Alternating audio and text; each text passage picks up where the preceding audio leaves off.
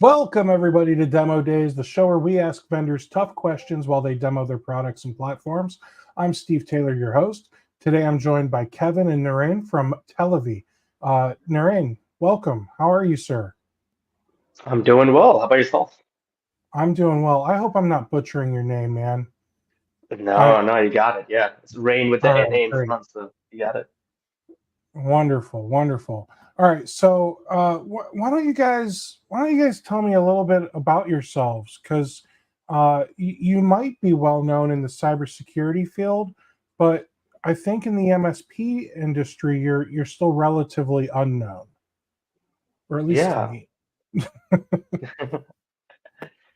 Yeah, no, happy to do a quick introduction. I'm one of the founders and CEO of Televy.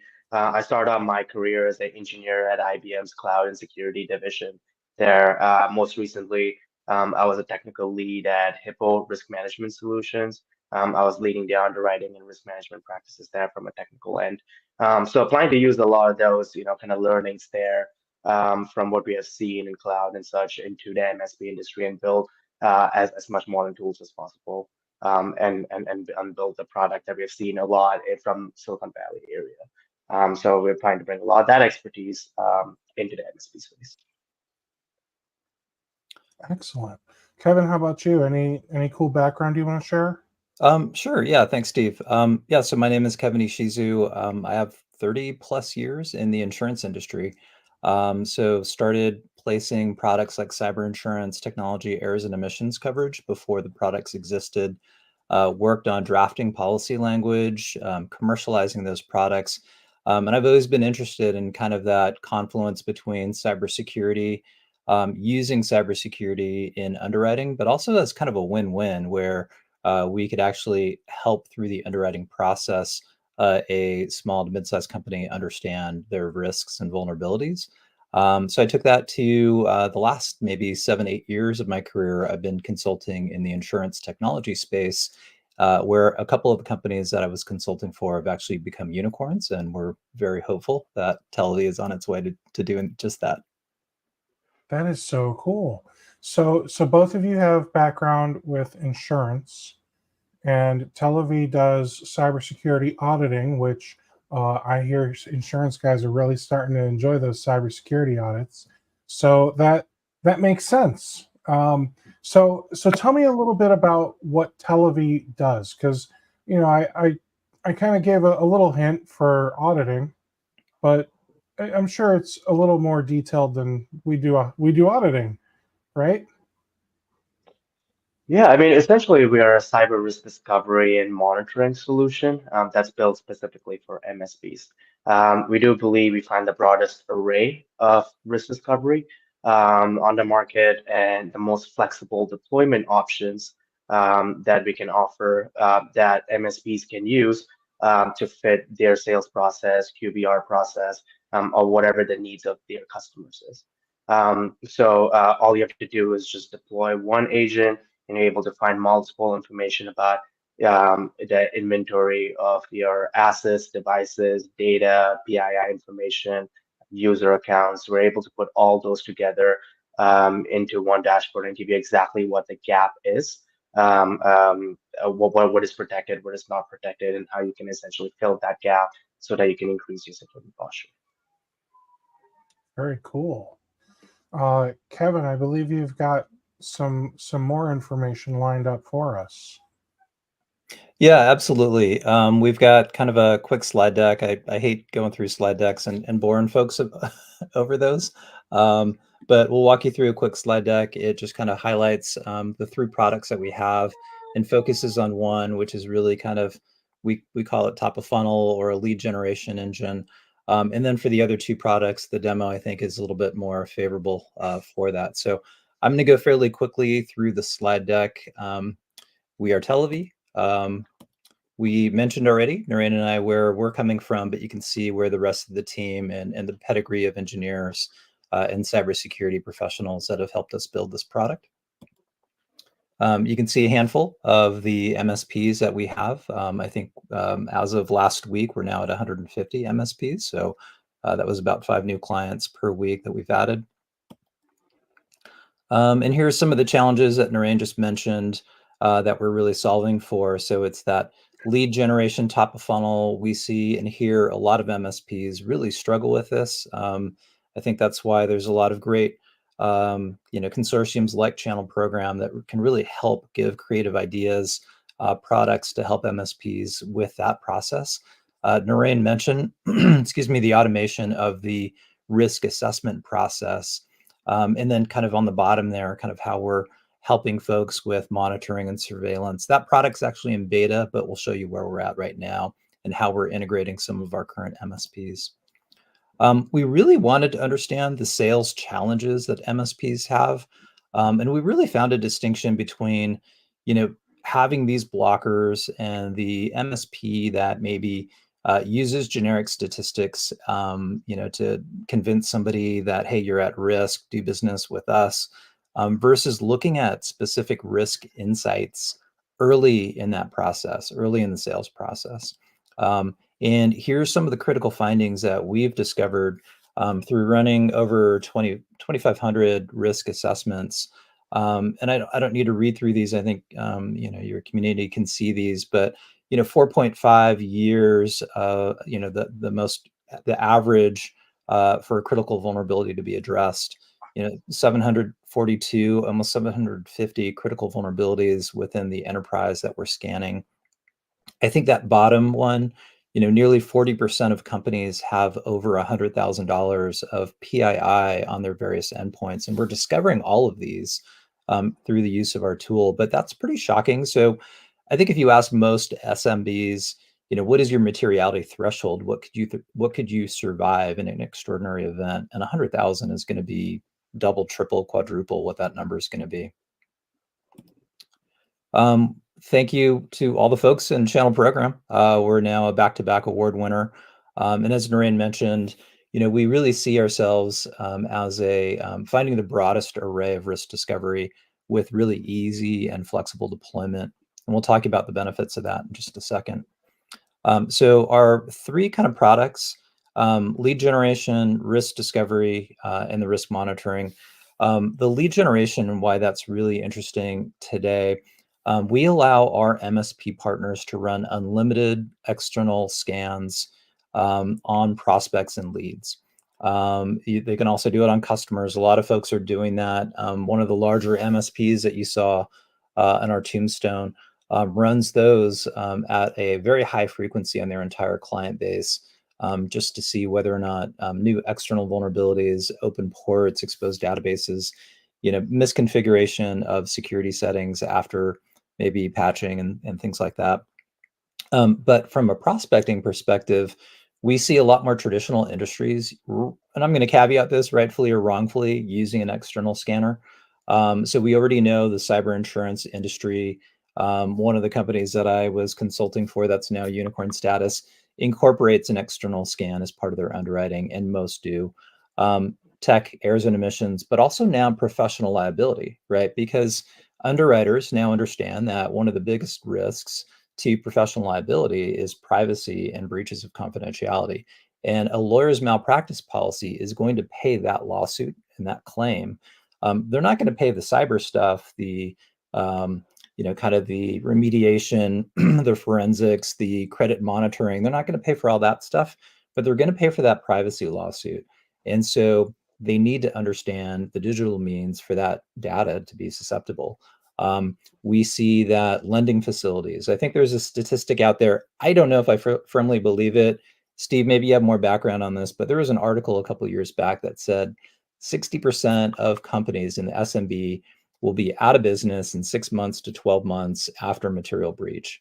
And so you can start to see why a lending facility is going to want to know whether or not that company can repay debt if there's a cyber vulnerability that they can detect early in their underwriting process. And then we know companies like Security Scorecard are charging what, 35 to 50,000 to scan critical vendors of an enterprise level company. And so a lot of our MSP customers could fit in that critical vendor range and be scanned. So everyone needs to be aware of their cyber hygiene. We had some really creative uses, again, with the unlimited part, right? We allow our MSPs to upload a CSV file So we had an MSP 2 weeks ago upload 160 CPA firms using a CSV document. Telivy scanned all 160 simultaneously. They can then download a report, rank them based on cyber hygiene. They're going after those CPA firms on the bottom quartile, basically saying, number one, you're in the bottom quartile of cyber hygiene in our community. Number two, you're now applying under the FTC safeguard rules. And whether you have an event or whether you're audited, you could have some issues with the FTC if you're not doing some at least minimal standard of care. So seeing that as a lead gen opportunity, our MSPs are going nuts on this right now. And I'm going to show you a little bit more about how creative you can get with this. So I just took a screenshot of the channel program website just to give you a sense for what other MSPs are doing. They're putting a widget on their website to launch the external scanner. So this is part of the creativity is you don't just have to upload a CSV file of 160. You can use social media. Folks are doing back of their business card, email campaigns. They're going to conferences, and they're offering companies a free hacker scan. Some of the reasons why they're valuable. Feel free to educate some of the limitations about this. We're not trying to break through your firewall, but it's another way that you can really add value to the MSP's website by doing this. And very few are doing this next step, but it's really actually kind of fun. Is like, if you think about like an affinity partner, maybe an insurance broker that sends your MSPs leads and opportunities, we can also give a code, unique code, where that same widget can go on the insurance broker's website. And they can now do their job, which is allow any of their clients and prospects the opportunity to get a scan. And then your MSP gets to deliver that for impact. So if we can generate those types of partnerships, they can be very rewarding. So clicking on that button launches a quick form. We've got the ability to white label this entire journey, including the CNAME. So we can basically eliminate Telivy from the URL address, and it can all be your MSP's URL. They can customize this form, ask whatever questions they want. And then when they click next, several things happen. We notify the MSP, hey, XYZ company requested a scan. There's probably a redirect page where the MSP says, thank you for requesting the scan. Here's some of the value. And here's a link to grab 10 or 15 minutes with one of our team. And then Televy is going to do all the following. So we're looking for these stolen credentials in the dark web. And then where can they be deployed against? So can they be deployed against an open port, exposed database, weak or misconfigured DNS? We look for weak or expiring certificates. We also incorporate a full IP reputation scan. And then we're looking for any vulnerabilities against the technology that we scanned or the services connected to those technologies. So moving forward, I kind of mentioned multi-track sales campaigns. So we've already talked about the MSP that uploaded a CSV file with 160 CPA firms. We talked about driving traffic to the website. We talked a little bit about establishing affinity partnerships. County bar, like let's make the law firms in our county the best with respects to cyber hygiene. I mean, Chamber of Commerce, like think outside the box of who you have contact with. Those MSPs can really focus on. And then the other thing that you can do is you can scan, like if your MSPs have a large customer, they can offer to scan the critical vendors of that large customer. And then, the whole thing that we like to do is see if our MSPs can then push to that paid CS array where we can now deploy, kind of our agent or agentless behind the firewall scan. And then hopefully it all ends up as converting to a managed client. Steve, any thoughts, comments there? This is a really cool platform. I'm just letting it all soak in right now, to be honest. Awesome. Yeah, thank you. I'm just going to breeze through the rest of these slides. I think there's some interesting stuff here. Just, folks really love it, just in terms of what we're scanning, those types of things. I mentioned 145, 150 MSPs and growing, how partners are using us. So just wanted to let you know that when we're kind of getting into the risk assessment module that we're going to jump into, a lot of folks that are upselling their existing customers from, IT or managed to security, they're seeing kind of a 2 to 2.5x increase in their MRR. And we're saving like 80% of the SecOps time in terms of running and trying to connect information from disparate tools. And you're going to see the breadth of risk discovery that we find. Quick slide here in terms of how we think we're a better fit than some other tools that are out there. I'm not going to go through all of that, but as your viewers see the demo, hopefully they'll agree that they're seeing this type of breadth of risk discovery. And feel free to reach out if they think some of the other tools have evolved since we last checked. So with that, I can jump into the demo. So I just want to clarify before you jump into that demo, because you've got Connect Secure, Galactic Advisors, and Rapid Fire Tools, three very well-known platforms for MSPs, and I think they all have their pros and cons, as you can see here on this chart here. So are you basically saying that if an MSP is currently using one of these tools today, that they can just simply change their provider to Telivy, change who they're spending that existing dollars with, and have all of the same features and functionality that they've come to know and love from those other platforms? Yeah, Plus all absolutely. the additional ones, I guess I should add. Yeah, absolutely. Give Televy a look. I think a lot of folks are very impressed with what we're doing, what we built, how quickly we achieve milestones that are on our roadmap. I would just maybe jokingly caveat that some of these providers, it's going to depend on where you are in a 3-year contract, whether or not you should be calling us. But we only have 1-year Sure. contracts, and you can do monthly with us as well. So yeah, anyone can give us a try. And I know one of these providers for sure has like regular seminars where they're teaching MSPs like how to sell and all this educational content that sure they teach you how to use their platform, but they're also teaching you how to be a better MSP. Um, are you guys doing any of that stuff today so that way you can truly replace that spend? Yeah, we do have actually quite a bit of information in our support tabs. And our support team is actually very, very good at helping folks understand and interpret the risk discovery on our tools. Noreen, do you want to comment more on that too? Yeah. So we do also do bi-monthly calls as well, which we dive into a lot of those, not just how to use the platform, but how to improve both your sales and security processes at least. We work pretty closely with seven-figure MSP community there, with Chris Weiser and their folks to really flesh out the sales process with them. And for us, we want to be more focused on, especially now that we're getting into monitoring, we want to be more focused on helping our clients find out what the gap is and how to help them solve those gaps from a security point of view. And we think that by being able to do that, it should naturally translate into better sales and just better customer service with your clients. That's our approach and that's our vision, to having just more customers, more deeper, a deeper and a better relationship with your clients. So that's where we're coming from. Great.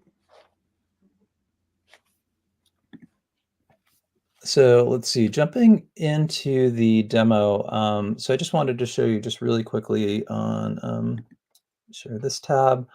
So multi-tenant platform, really easy to create a new assessment just in the upper right-hand corner. Click on create assessment. So I've been mostly talking about this external scanner. We're not going to go through that at this point, but I do want to show your viewers that really easy to create a unique new individual record, just company name, domain. But this tab here can upload that CSV file. And again, we've successfully uploaded 160 CPA firms in one batch. I want to focus on the risk assessment for the sake of the demo. This is going to incorporate all of the information from the external assessment. I'll kind of show you where risk intelligence is coming from the external scan versus the internal deployment. through this demo. So again, really easy, just company name, domain, click on create. I'm going to jump into our dev environment really quickly here to walk through a demo account. But this page would load automatically for you. And what you have here is the ways to deploy Televy. I'm So still we have, seeing Kevin, I'm create not risk seeing assessment. it. oh, thank you. Thank you. Editor, please cut out that section and start now.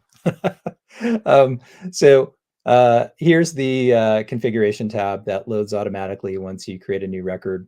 And so what you have here is a simple PowerShell script with a unique identifier that you can deploy through your RMM. It launches a native application that's going to find all the risk discovery that we're about to walk you through. There's two other ways to deploy Televy kind of in a quote unquote agentless manner. So you've got an executable that you can download and you can copy a link, embed it into an email. And if that recipient follows these instructions, Televy is going to deploy regardless of whether that employee is an admin or non-admin. We're not going to see as much as we typically do on that non-admin setting, but we think we're going to see about 85% of the information. But I think important when you're sending it to employees and maybe not hitting all the employees, it's very important that you make sure that you're hitting somebody in each different risk silo, because what we're finding is that policies and procedures are followed more strictly by maybe accounting and finance versus HR. HR is going to download different applications than sales and marketing. You've got customer facing, you've got inventory, supply chain management. You've got all kinds of folks depending on the organization that we're scanning. And it's important to scan as many as you can, but a certain percentage in each risk silo. We do have an API with Microsoft 365. So if your MSP has admin credentials for their client, they can log in here to Microsoft. That allows us to connect our API. If they're not an admin, copy this link, send it to the admin as soon as they log into Microsoft. Again, we'll connect our API. And then we do have the ability to upload a employee list. So, if we're working with a very small company that doesn't have an email domain, or maybe we know certain employees are also using a Hotmail or a Gmail or a Yahoo account, we can upload that list of those email addresses, and that's going to help out our dark web scan. How does that work with the Microsoft 365 uh, uh, integration for alias emails or for groups? Yeah, great question. Narain, do you want to handle that one? Yeah, we're able to pull that. We're able to identify that as well, as you'll see soon on the M365 tab. And then we do use those. You have the option to use those or not use those in the dark web search. We also all our reports are also docx generated, so you can delete them if you prefer not showing it, or if you don't think that should be included in the findings as well. So we give you a lot of freedom on what are the findings that you want to show to your clients or prospects. Cool. Yeah, and then for the folks that are into have Mac, either full or partial, we're in beta right now on Mac. And important to note that you would create two different assessments right now. We're probably a month away from integrating these, but you'd create a Tourmaline Labs Windows, Tourmaline Labs Mac. You'd have two different assessments running and then merge them at the end of the day. And we charge based on like endpoints deployed upon, as opposed to assessments run. So that wouldn't increase the cost that you have with Televy. But pretty soon, the intelligence that we discover through Mac is going to be incorporated into Windows, and it'll be on a common record. So pretty close to that. Those that know Mac know it's much more labor intensive to deploy. And so you can see a lot more instructions here on how to successfully deploy on Mac. We do recommend first one or two, just work with our support team to deploy on Mac until they get the hang of it. You see an uninstall tab here. We're going to ignore that because if we go to the asset tab, as soon as we're deployed in the company environment, you're going to see the endpoint populate down here on the left-hand side. Color connotations are pretty obvious. Green means we're done. Yellow either means we're in the process of scanning, or Telivy is going to try to automatically redeploy itself, so just sit tight. Red typically means AV found us, didn't like us. There'll be instructions on how to whitelist Telivy in this box here. And then here, the reason I said we ignore the uninstall, we actually have a one-click uninstall button. We have a one-click rescan all button. So a lot of MSPs leave Telivy installed and they'll hit the rescan button for monthly or maybe QBRs. There's a remove button here that most MSPs are never going to touch. This would, one, uninstall Telivy from a machine, but it's also going to delete all the risk discovery from the security tab. So when would you use that? Maybe if the MSP had a machine in their client environment, didn't want that part of the risk assessment, just click remove that device and it's going to remove everything. I mentioned rescan all button. So kind of leads us maybe to Narain, do you want to talk about the monitoring at this point? We can do that towards the end. Maybe once we go through the security tab. Okay. Then Yep. we can kind of get back into the monitoring use case. Got it. Sounds good. So we've got the ability to also make sure that we're scanning an exhaustive array of domains and IP addresses. So you can always add a target and you can remove a target if you needed to. We're doing also asset discovery, asset inventory. So anything connected to a machine is going to show up here. So those, security cameras, printers, Google Chromecast dongles, those are going to show up here as well on the inventory sheet. So you've got us running, information is going to start to populate in the security tab. And so we've got kind of your quick obvious connotations of letter and color scores here. So everything that makes up network security, what we saw, why we graded it the way we did. This is going to evolve over time, but probably into more like a CIS, NIST type asset software, discovery, inventory, authorization, and vulnerabilities tied to this. So it's maybe a little bit less subjective going forward. So you'll see some changes there. We do have a rudimentary financial risk calculator. So this has been created, mapping it to a lot of insurance carriers, government websites, other cyber consulting firms that have calculators exposed. So we can simply just estimate the revenues. What is their industry class? Do they take credit cards? Does HIPAA apply? And that's going to run kind of a rough financial calculator. Again, we're trying to use this as a selling point of what is your materiality threshold and where are they legitimately. And then anything on the dark web where we can find a timestamp will be on a timeline. It's also going to be in a lot more detail under the dark web tab. So we're going to get there in a second. Network security. That is a beautiful report. What's that? Thank you. Yeah, it's just a beautiful report. Thank you. Yeah. Love that. Really happy with the way this has turned out. Just our design team, our engineers, and integrating all of this.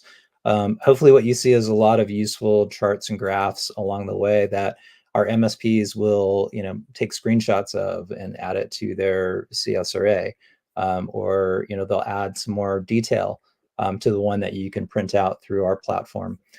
But here you've got the endpoints that we've deployed. So either through that, through your RMM connection to your client, or through the executable or the email, the endpoints that we've been deployed on, and those severities, those CVEs that we've discovered based on high, medium, low.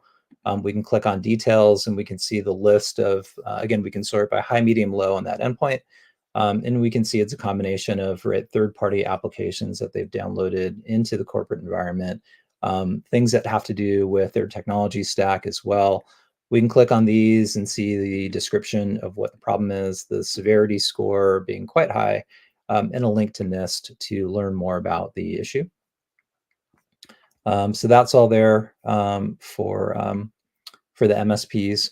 And then here through the external scan, we're also seeing those high severity, medium, low CVEs on the technology that we scanned externally, and 135 services detected. So we can go through the services and see that it's a combination of their web server, the software connected to the web server, email server in terms of, file transfer protocol, remote login, database management, right? It's all kind of here. Those are all things that we're scanning for, and then discovering those vulnerabilities associated with it. We're also looking for those open ports, exposed databases, weak or expiring certificates, and then we do that full IP reputation scan. So all three of these comes as part of the external scan, and we incorporate it here in the risk assessment. We showed you the application that we picked up some critical vulnerabilities on, but also here are the risky apps that we see downloaded into the corporate environment and visited in the past 30 days. And so we've seen everything here from adult to gambling, gaming, social media, just other misuses of corporate resources. We've got the ability to sort based on that user, the individual user, and how many risky apps that they are visiting. So we can start to see maybe who are the riskier employees in the group. And then down here, we're also finding website vulnerabilities that comes as part of the external scan. I just want to clarify, in your dev environment, you named that user Shadow, right? Mm-hmm. Okay. Yeah. In data security, so here we're finding the quantified value of PII within the endpoints that we've scanned. You can see here we classify that PII, and then we classify that PII again here on this table with the values associated with each. If we click on, actually, let's go here first. If we click on configure PII costs, you can see that we are adding international regexes as we speak. So here are the ones that we're currently scanning. I know we're looking at Australia currently, and that'll be added within a couple of days. But you can toggle these, and it's going to switch the currency value and everything else, and it's going to look for different regexes. So obviously, these countries don't have a social security number; they have a national insurance number and other things like that. So it's going to look for those regexes in those countries. And if you don't agree with the values that we apply to PII, you can always change it here. We look at the values that we find published in dark web reports, insurance carriers, government, websites, other third-party researchers, and those are the values that we've added, but feel free to change them. And then again, if we click on details here, so I'm on the credit card line, we can see the exact file name where we think we've discovered credit card information. We can click on view to say, okay, well, what is the actual number that we found? So sometimes these will have dashes, sometimes they won't. And anytime we think we found a credit card number or any PII for that matter, we do like 2 to 3 layers of testing. For a credit card, we're pinging a third-party site that'll tell us, is that a live credit card number? And then if it is, right, we're looking for any preceding text that will help you identify that, yes, this is actually an active credit card number somewhere in the world. We did find false positives on some where, for example, we found that there are 16-digit HVAC serial numbers that coincidentally map to active credit card numbers somewhere in the world. So if that said HVAC part number, that you would just come back out here, mark that as false, and then this value is going to come out of the calculation. Nice. Yeah, thank you. Some other things that we're doing here is we're looking again at these user endpoints and whether or not they're using encryption. So the ones that are encrypting, we can see the methodology that they're using. And then when we do find those sensitive files, just like above, we can click on the details tab. And now we can see that user, every file name that we think we found PII. So a lot of folks, what they'll do is they'll take some screenshots. And when they're going through the CS array, they'll say, hey, does this look like a file name that you routinely use within your organization? Does this look familiar? Should medical records be on this individual's machine? And so you can have more conversations on that. Scrolling up here under identity and access, we're finding the passwords that they're using and storing on their browsers. We can map all kind of Chrome based browsers. So we're not mapping Firefox, but we can find information from substantially all the others. So we can classify these passwords as weak versus strong. We can look at how many times that has been associated in dark web reported breaches, so 9.5 million and higher. And then as we scroll down, we can see where a password configuration is being reused on distinct URL addresses. I think in our 2,500 risk assessments, 80% of companies have at least one individual that's reusing passwords, and the average password reuse is just under 20.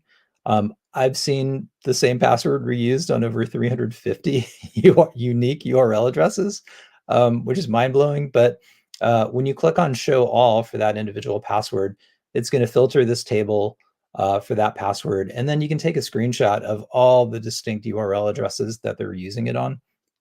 And when it's at 20 or 30 or higher, it's almost always some combination of, business bank, business credit card, business insurance accounts, login, and then it's going to be, OnlyFans, Twitter, Facebook, stuff like that. DNS comes as part of our external scan as well, and we incorporate that here. The dark web presence, you'll see a little distinction here where we've got the ability to unmask or mask passwords. So we believe dark web passwords are in the public domain. So you can reveal those simply by toggling this switch, and you'll see full text passwords. If you create reports, the full text password will be transcribed into the report, so you can deliver those for shock value. Let's see, the other thing here, social engineering, we do look for things like typo squatting candidates. So anything similar to their main domain or a subdomain is going to show up here, so that the MSP or their prospect client can look into them for nefarious intent and purpose. So everything under the dark web tab comes as part of the external scan. So you can see how powerful, right, incorporating these full text dark web passwords can be to your prospecting. I also really like that timeline view too. Yeah, it's really important. If you can see, more and more breaches associated recently within, versus the past, you definitely have greater shock value. Yep. And then Microsoft 365, it just kind of gives us access, read-only access to the tenant, and we can grab some of the security data. So we've got the security score versus their benchmark. It gives you the chart to show the score over time. It shows you those recommended actions to improve the security score. Down here, we see account status.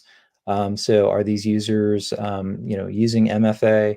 Are there any orphan accounts that need to be addressed? And then, kind of where these login failures are coming from. Login failures are coming from geographically. Usually when you get something to light up like this, like a Christmas tree, that obviously is a great sales point.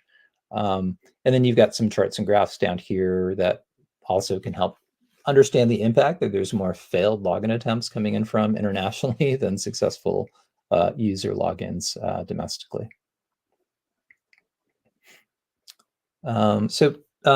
Steve, any questions here on the security findings? I gotta say, wow, I'm impressed. Thank you. Yeah, I appreciate that. Yeah, I don't have any questions right now on the security side of things. Okay. I am curious. I'm sure you still want to go over the reports and the services maybe a little bit, or did we go through those? No, we can definitely talk about that. So there's some buttons up here. Under the support tab, our MSPs can, access like our educational library, documentations on how to create their own form for that website widget. Under the account tab, they can discover all the information they need to deploy the website widget. They can also upload their logo, add user accounts. So when they click in here, they can add their logo, and then when they click on request reports, this report tab goes from being empty to full. And so under here, right, you can see we give our MSPs a lot of functionality, so they can download our complete report as a Word document. and so that they can edit, they can cut and paste, they can delete things that they don't want shown. They can add information from other security tools if they need to. And then you can see here, we give every detailed report as a CSV file. And so what they can do here is, look at the password reuse, for example, that comes as a CSV file. So they can sort that by maybe the user that's reusing a bunch of passwords, and then they can take an extra screenshot of all the different URL addresses, right? So that and then just drag that screenshot right into the risk assessment report for more impact of like, how, you can't be using the same login corporately and then with all these social media sites. One of them is going to get hacked at some point. The sensitive document reports as a CSV file, that's going to be every file name that we think we found PII in. So that document could be hundreds to 1,000 pages, depending on how much PII they have. So be careful when you download it. But it does give you that ability to sort based on the risky user, sort it based on PII. So what are the credit card numbers? What are the social security numbers hidden in? And then take that screenshot of those file names to see if there's familiarity with those file names. So we give a lot of functionality. So you guys are accessing a ton of potentially really sensitive data. Let's talk about compliance. How are you guys compliant with NIST and CIS and HIPAA and SOX and all that stuff? How are you guys compliant, and how are you guys able to show that our MSPs are compliant, even though they're basically scanning every document on an end user's computer to look for PII and other sensitive data?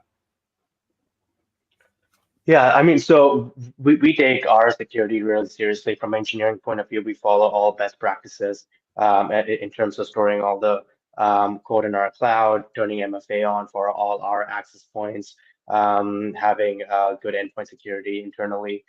We also do, so we're actually in the observation period for getting our own SOC 2.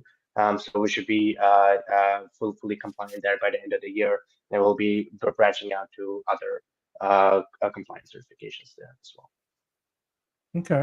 And then our whole kind of process, risk assessment process, is kind of built around identification and protect of NIST.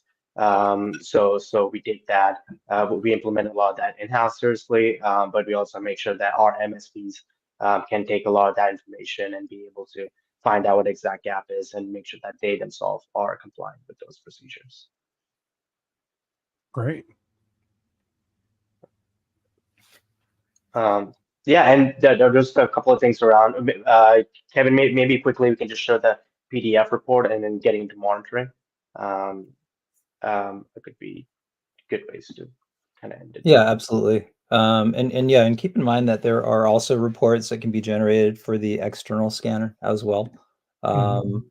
So folks that use us for prospecting can definitely do that. Let me see if I can share my screen on the PDF window. Sorry, it's trying to open it right now. It's okay. Let's see. Let me stop sharing there. Sorry, I should have this.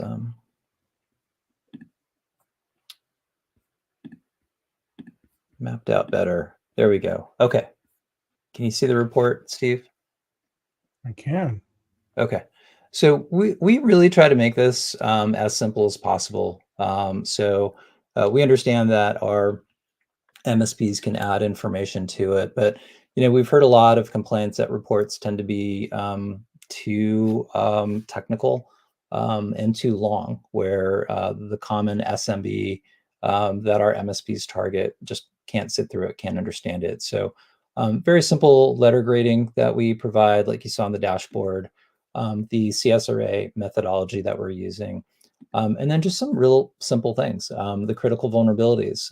So we saw that deployed through the internal vulnerabilities, And again, what folks will do is maybe take a screenshot of some of the critical vulnerabilities that shows the security score and also the patching date. Haven't been patched since 2016. The CVE has been known since 2020, right? Great conversation points to talk about. And those can be screenshots that they bring in and place under the recommendations tab. We're also looking at these the external vulnerabilities. So again, some folks will take those screenshots of what are the services that we're detecting. Why haven't their host been patching these things routinely? This is usually when we do the external scan, we find something like this. There's a very high correlation that we're going to see when we find external facing vulnerabilities that we almost always find internal CVEs. The PII classification and values, you can see here, some great charts and graphs, the encryption status, right? So again, taking those screenshots of those file names and putting them in here for recognition, that's usually helpful here with the sensitive files. Like, oh, you can actually see the file name. It usually scares a lot of folks from that standpoint. Those failed logins, right, where they're coming in from geographically. The folks that are maybe not using MFA can be shown here. Those orphan accounts that need to be addressed. And then some password information. So again, like some of those weak passwords, right, can be shown here. Actually, I'm sorry, they're shown here with the associated breaches and the users, right, that have those passwords. Down here, we're showing you that password reuse, those URLs. And so another great screenshot of, all the different URL addresses that make up those distinct ones that we're scanning. The dark web data. So again, if you toggled that to masked, these would have the little, kind of asterisks in them. If you unmask it and you see the full text, then that's what's going to be, parsed over to the presentation. And then some of the application vulnerabilities that we find. And so our recommendations tend to be pretty light. It's intended for that MSP to download and manuscript their own recommendations, because we don't know what security tools and remediation tools the MSP has. So it's often important for us to let them free text that. That makes sense. Couldn't you give some prescriptive information that sure, we may have tools that do this, so we don't necessarily need step by step, but wouldn't you want to give us hey, why don't you close port 80 on this if you want this to go away, or something along those lines? Yeah, the external scan actually has a lot of that content Okay. in it. Yeah, the risk assessment one, we don't have that much detail, but you can run the There's a external. lot more nuance to PII and Yeah. false positives and all that stuff. So I could see why you're not saying, oh yeah, you should tell your client to delete all those credit cards. Like, Mhm. that might not be an option, or that might not really be credit cards. Like you said earlier, the HVAC serial numbers could be detected as credit card numbers. So Right. And that's essentially one of the next steps that we want to get into helping our partners do, is kind of look mhm. into what is, for example, the DLP process. It's really less about tools and more about the culture, the hygiene, the process that they set internally to review all those on a periodic basis. And how often are they evicting it? What is the eviction policy? What is the access policy? And you can do this for almost every area of risk there. So we really want to work closer with our partners on kind of not just finding the risk, but making sure that we're able to crush that on a periodic basis, and kind of creating that better security culture and hygiene within your client's company culture. So I I have ADHD, and it's a blessing and a curse. It's a blessing because uh, I'm able to watch, demos like this multiple times a week and not get fried out by doing it. Mhm. It's a curse because I watched your demo, and what I took away is you guys have built a gorgeous platform for cybersecurity auditing that MSPs should really strongly consider using. What I didn't gather from your demo, and again, this could be my own problem, um, is how do MSPs take this data and turn it into rapport with their clients and prospects, uh, quotes, so that way they can generate revenue, project work, so on and so forth. I see a lot of great information. I'm not seeing how do we convert that information into action. Yeah, that's a really good point, and that's one of the things that we're actually so right now we mainly are used for two use cases, right? One is the sales use case, and another one is for QBR purposes and doing periodic risk assessments. A lot of our partners are actually taking screenshots of of the data that they find on the platform, or even using the presentation PDF itself and putting that into their presentations and be able to communicate that gap, the gap that they're finding to their clients and able to upsell them on other solutions that can help them fix those gaps.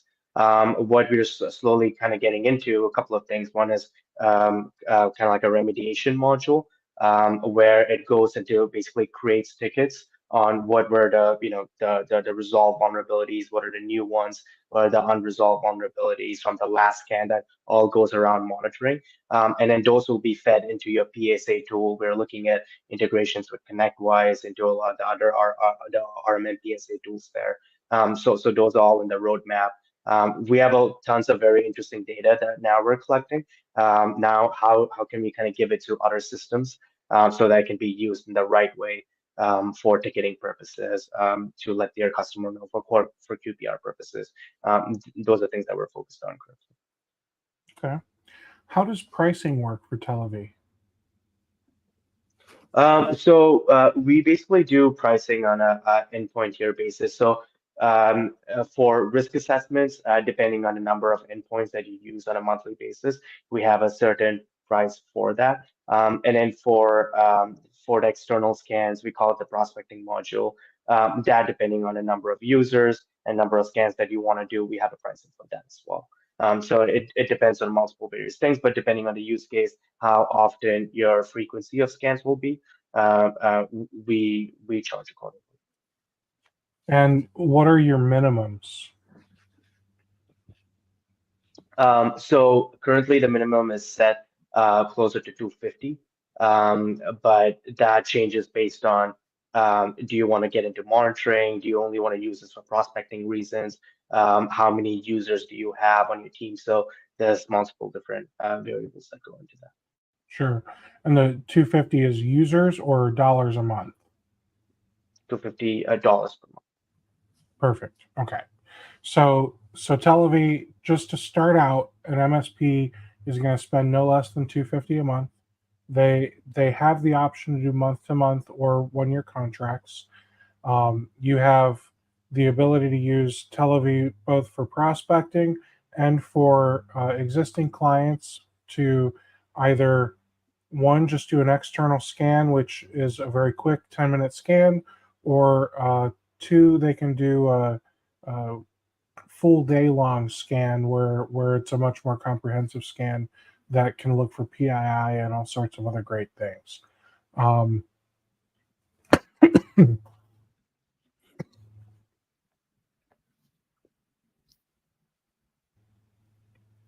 Sorry, I just tried to breathe something you can't breathe. Oh, good. Oh my goodness. All right. So is there like a trial that MSPs can sign up for? Yeah, Yeah, absolutely. yeah, they do. Yeah. So Right. yeah, you can easily sign up on the website and get a 14-day trial. What you can if you come in through the channel program, we have a specific deal with them to do a 30-day trial. So that's exclusive when we do channel program users, and you can do it with the deal that we have on the deal page. Yeah, that deal page is super helpful. So if you go to channelprogram.com and then up on the top, you'll see a menu that says for MSPs. Click on that, and there's an option for exclusive deals. And on this page, we've got, well, as you would expect, exclusive deals. And yeah, one of the deals on that page, as you just continue to scroll through, you will eventually find Telivy. There are a lot of deals on here for a lot of different vendors, so go check that page out. Also, while you go to channelprogram.com, you can search for Telivy, and by searching for Telivy, you'll be able to pull up their profile. You'll be able to see their products, how they rank, and you guys even showed it earlier that you guys have been ranked #1 for 2 quarters already this year. But you can see how Telivy stacks up to the competition. You can also look at reviews. So real MSPs leave real reviews, and you can see the good, the bad, the ugly about what people are saying about Telivy and all the other MSP providers out there. So definitely go check that out. And then you can even click a button to get a demo started, or not a demo, but you can click a button to contact Telivy so that way they can help you get a demo started through the channel program website. So yeah, lots of opportunity there for MSPs with Telivy and with channel program as well. Guys, thank you so much for doing this. What's the time frame? So let's say I sign up for Telivy today. How quickly are we like onboarded and starting to use the product? Can we just start using it immediately? Yeah, it's pretty instantaneous. We can get them set up within 5-10 minutes of having a quick call with them. So, yep. And then this is something I believe earlier you said that MSPs are charging their clients to run these risk scans. Are these as comprehensive as I don't know, some of the vulnerabilities or cybersecurity audits that might get ran by companies that all they do are audits? Yeah, I think from the quantitative purposes, we're able to find you the most the broadest array of risk. There's a component of risk assessment that also involve a qualitative aspect of it, and also a physical aspect. So those things MSP still do have to run outside our platform. But anything quantitative based, we believe that we give you the most accurate, the most the broadest amount of risk that can be mapped to the NIST controls there.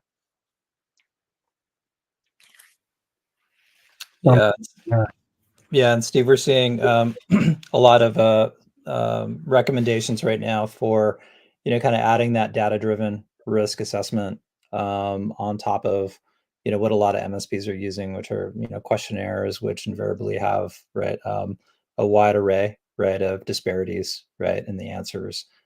So they either need to ask a ton of people the same questions, or use something like Telivy to determine and validate some of the findings. Wonderful. Well, thank you so much, guys, for doing this. This was really awesome. I love the beauty and simplicity of your platform. I truly wish you guys the best. And MSPs, check out Telivy. This is a platform to watch. Thank you, Steve.